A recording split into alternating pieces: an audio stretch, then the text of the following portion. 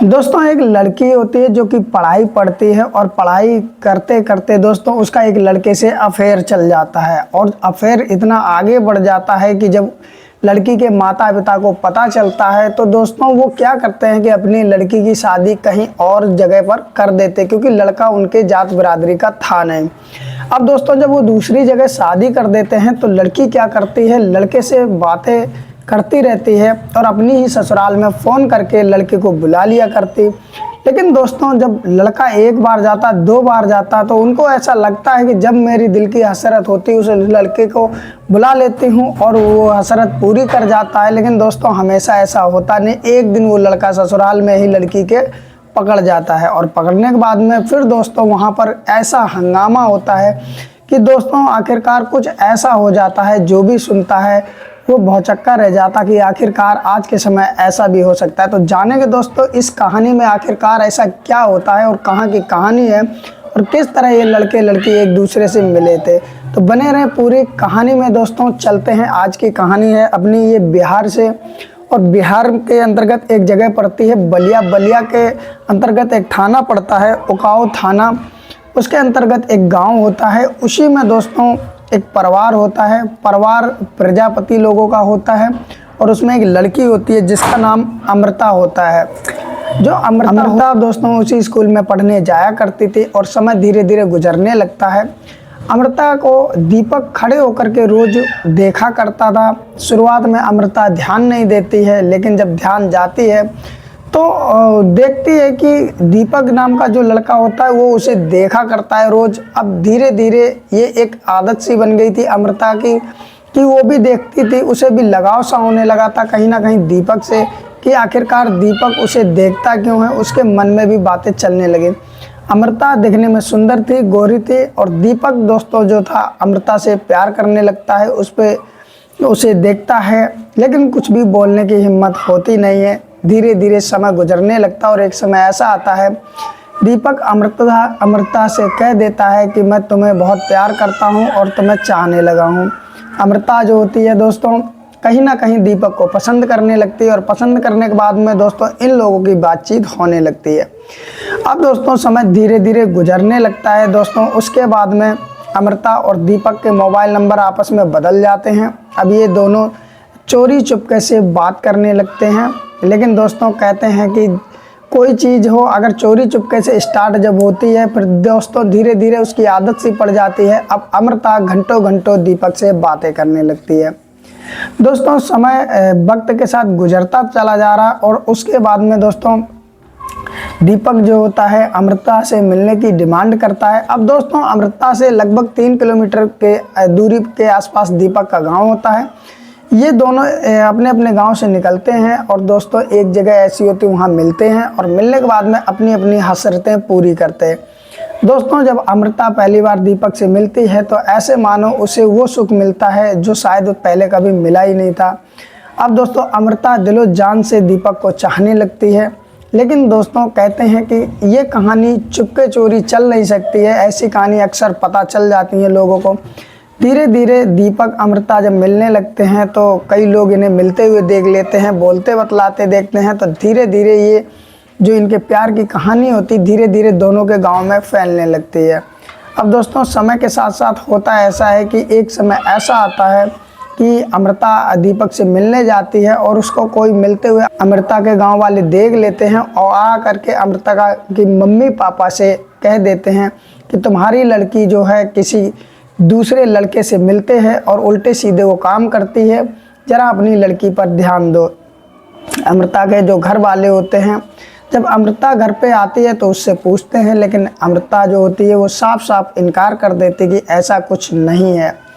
दोस्तों उसके घर वाले समझाते हैं कि देखो ऐसा कुछ काम मत करना क्योंकि हमारी बदनामी हो जाएगी। लेकिन दोस्तों कोई कहाँ मानने वाला होता है। ये लोग वक्त के साथ साथ अपना मिलना जुलना जारी रखते क्योंकि उसमें दीपक अमृता दोनों को ही ज़्यादा अच्छा लगता था मिलना। और दोस्तों क्यों ना लगे वो हर काम होने लगते हैं जो पति पत्नी के बीच में होते हैं।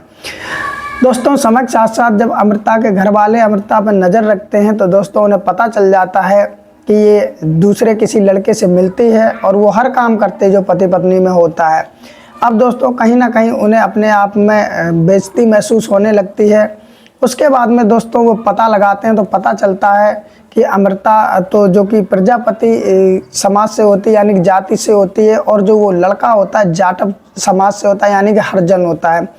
अमृता जो होती है जब उससे पूछा जाता है, उसके घर वाले पूछते हैं कि आज तुझे मैंने देखा है तो क्यों मिलती, तो वो साफ साफ अपने घर वालों को मम्मी पापा से कह देती है कि मैं दीपक से प्यार करती हूँ और मैं उसी से शादी करूँगी। लेकिन दोस्तों बीच में आ जाती है जाति की दीवार, क्योंकि अमृता के घर वाले जो होते हैं वो चाहते ही नहीं हैं दीपक से शादी हो। वो ये सोचते हैं अगर हम प्रजापति हैं और हरिजन जात से अगर मेरी बेटी ने शादी कर ली तो कहीं ना कहीं मेरी नाक कट जाएगी, मुझे नीचा शर्म से सर नीचा हो जाएगा। दोस्तों इस तरह की वो बात करते हैं और दोस्तों ये मना कर देते हैं घर वाले अमृता से कि तुम्हारी शादी हम उससे नहीं कर सकते और जहां हम चाहें वहां शादी होगी।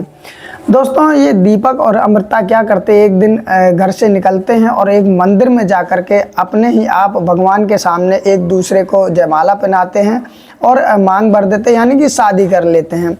शादी करने के बाद में दोस्तों ये आपस में तो खुश हो जाते हैं, लेकिन इनके अलावा तीसरा कोई होता नहीं है सिवाय भगवान के। दोस्तों अब ये वहाँ से शादी कर आते घर पे आते हैं और जो दीपक तो अपने घर पे कुछ बताता नहीं है, अमृता जो होती है शादी करके दीपक के साथ ना जाके अपने घर पे आ जाती है। अपने घर वालों से कहती है कि हमने शादी कर ली, लेकिन दोस्तों कोई मानने को तैयार ही नहीं होता है और जल्द अमृता के जो पिताजी होते घर वाले होते वो एक अमृता के लिए अच्छा सा लड़का ढूंढने लगते हैं।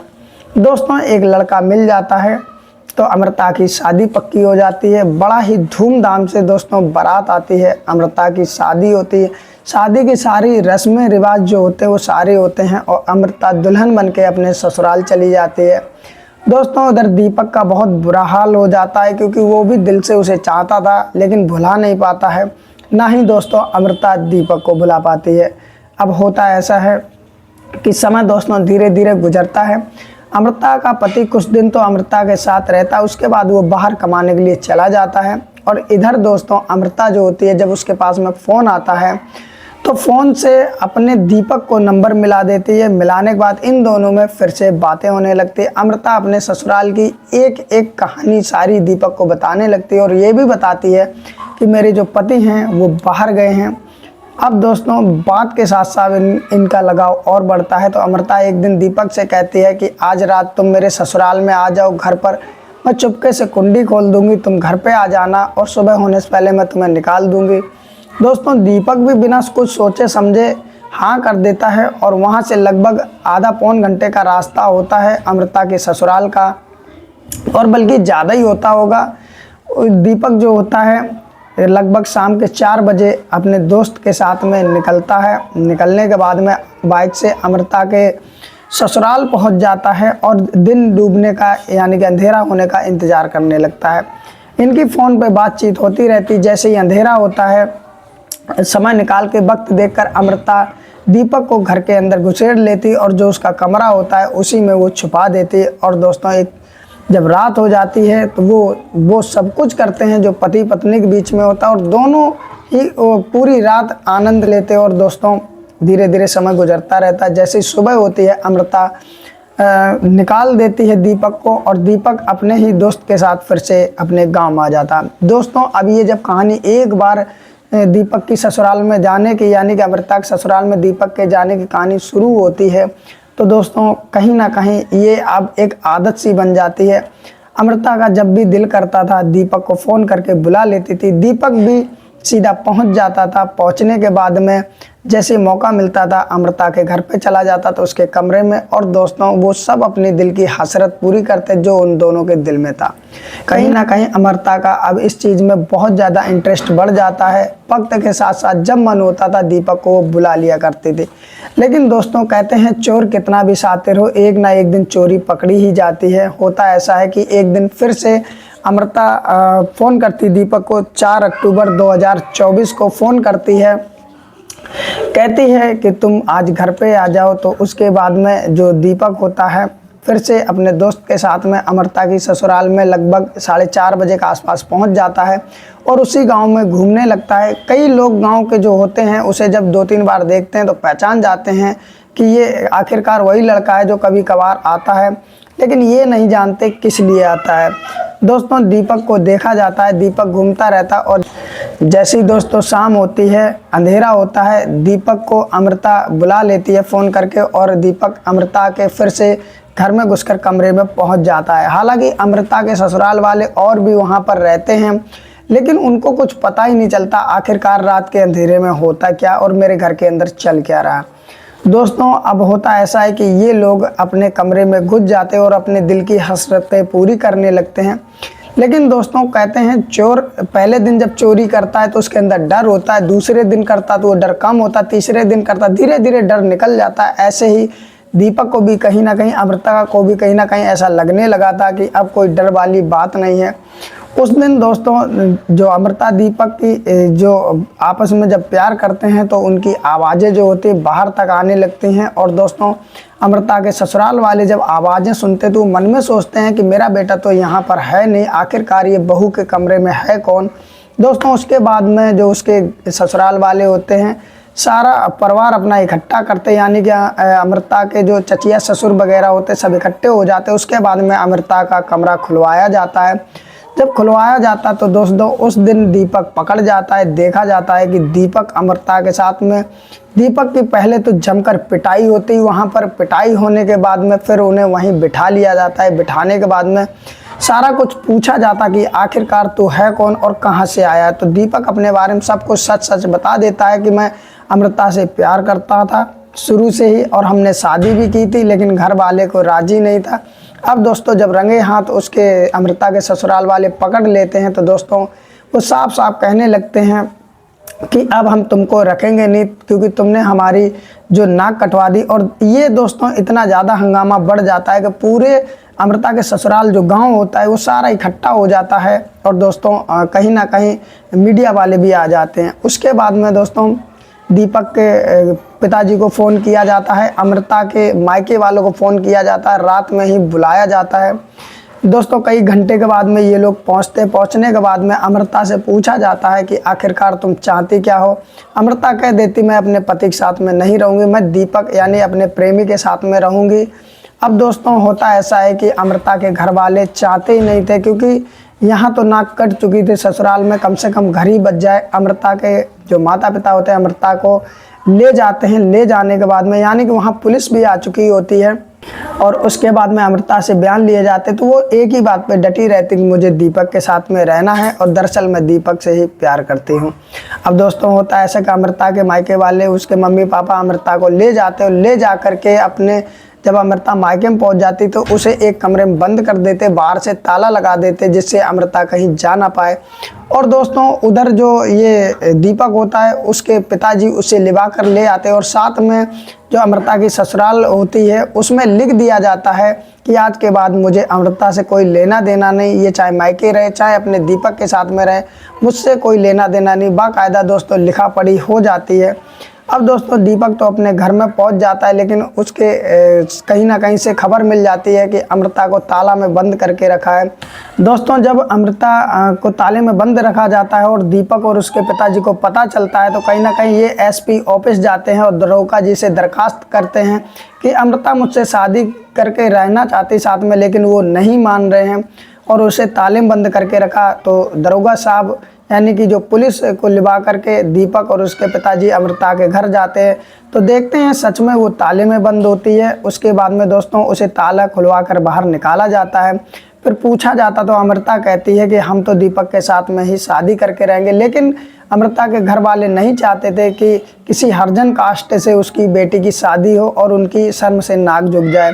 अब दोस्तों होता है ऐसा है कि एक पंचायत बिठाई जाती है। पंचायत में दोस्तों दीपक और अमृता के दोनों के घर वाले होते हैं और अमृता से पूछा जाता कि तुम क्या चाहती हो, तो अमृता कह देती है कि मैं तो दीपक के साथ में ही रहूँगी। और दोस्तों फिर पंचायत के लोग कहते हैं अमृता के घर वालों से कि ऐसे कब तक तुम दूसरों का घर बर्बाद करती रहोगे, चलो पहली जगह तो इसके लिखा पढ़ी होकर ये आ गई, तुम कहीं और भी शादी करोगे, वहाँ भी दीपक को बुलाएगी, यही सवाल होगा, इससे अच्छा है तुम इसको शादी कर दो।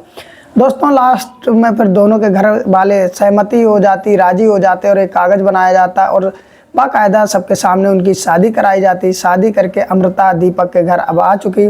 बस फ़र्क इतना था कि दोस्तों अब दीपक का घर जो होता है मिट्टी का होता है, कच्चा होता है, लेकिन अमृता जहाँ उसकी पहली ससुराल थी वो पक्का घर था। और दोस्तों अच्छा खासा उसका पति पैसा कमाता था। लेकिन दोस्तों कहते हैं प्यार में अक्सर लोग पैसा घर मकान नहीं देखते और अमृता ने भी यही सब किया। फिलहाल दोस्तों जो अमृता है अब वो दीपक की पत्नी बनकर उसके घर पे आ गई और प्यार से रह रही है दोस्तों। तो आज की रही दोस्तों ये कहानी आप लोगों को कैसी लगी प्लीज़ कमेंट करके हमें ज़रूर बताएं। और दोस्तों हमारे एक मेहनत के लिए लाइक कर दें और ज़्यादा से ज़्यादा चैनल सब्सक्राइब करें जिससे हम आपको इस तरह की वीडियो ला सकें।